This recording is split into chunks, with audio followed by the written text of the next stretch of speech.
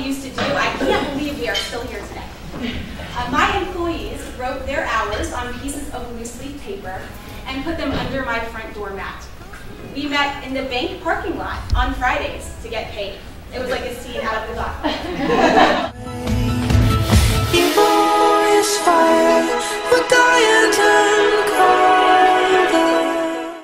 This was the first time in my life where I felt a powerful, and I mean powerful, emotion overcome me. At 15, I didn't know what it was or where it came from, but man, was it incredible. And I made a promise to myself that I would only work on things in my life that gave me this feeling. And now when I look back, I realize it was passion. Play it out. Go Mars through crowd, make your day. So I went to my parents to ask them for a financial investment. And this goes a little something like the Jean story, except instead of no, there was a curse word in front of it. And you know, I get it, because I was in school for finance. Why would I want to own a cleaning business? I'm in school to be an investment banker. And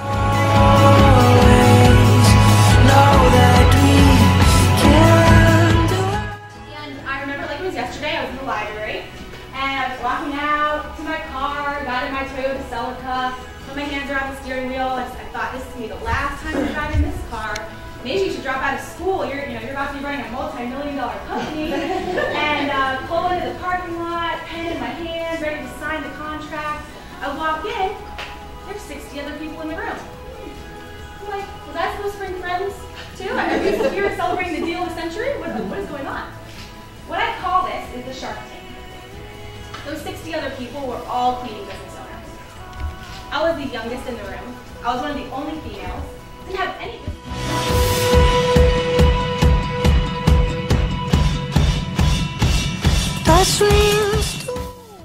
And so was I devastated when the lawyer called me? Of course. Did I just lose $10,000? Yes. Was I angry at myself? Yes.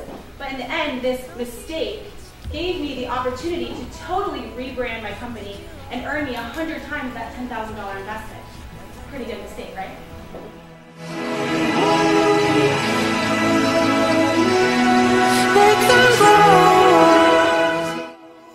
I challenge you to ask yourself, are you curious? Do you allow yourself to pursue the things that make you excited? Do you allow yourself to dream? I went from being a student that went to happy hour to a potential owner of this cleaning empire, right?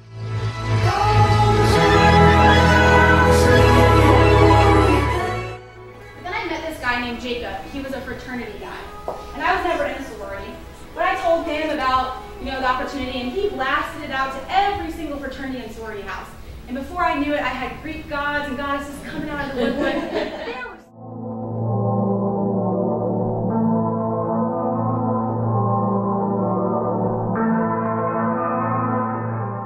In business, nothing is ever easy. It was a few weeks until my big meeting with the apartment complexes, and I got a call from an attorney. Things aren't going to go according to a plan. That's actually the plan. The plan is things aren't going to go according to plan. So you have to...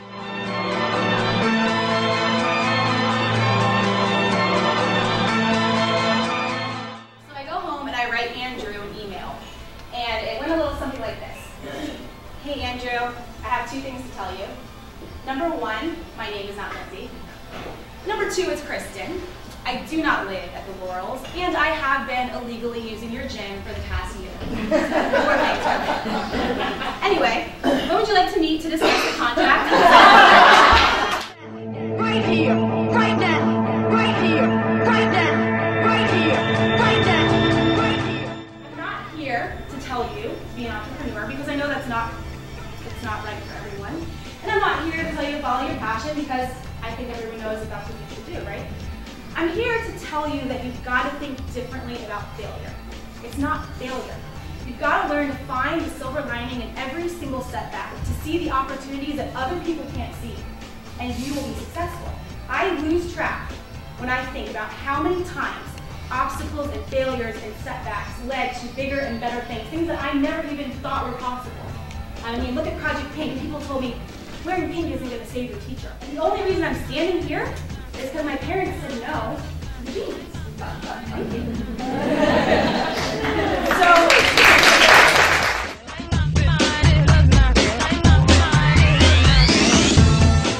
I started out okay. Keep your hands to yourself. Don't say bad things to other people. Get a little bit bossier. Be obedient. Raise your hand if you need to say something. And then I become a dictator. When you sign something with "Thanks, your leader, Kristen," the only person that's going to join your club is your little sister. And it's because she doesn't know how to read yet. As a leader, I wasn't a leader. I had people lead me. And in my lowest point, I learned the meaning of fearless leadership. As a leader, you are the center. You're like the nucleus, right? And everything that you say and do, it's directly related to how your team performs. And so even when things are scary and you don't know how to handle something, you have to be firm, and you have to be a leader. And sometimes it means standing alone when everyone else is over there.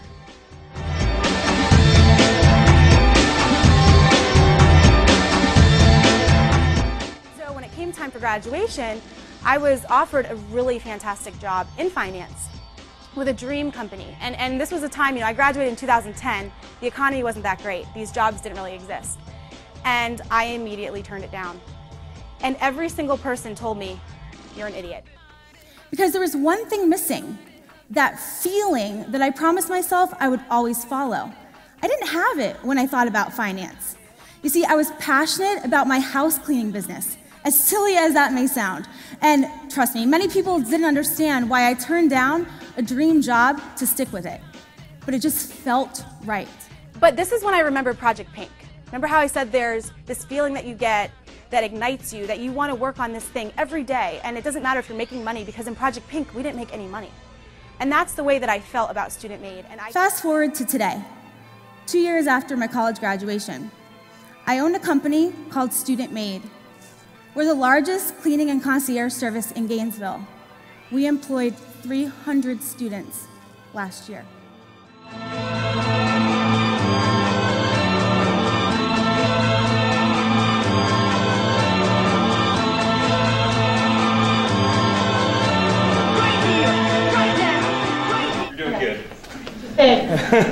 Okay, so sure.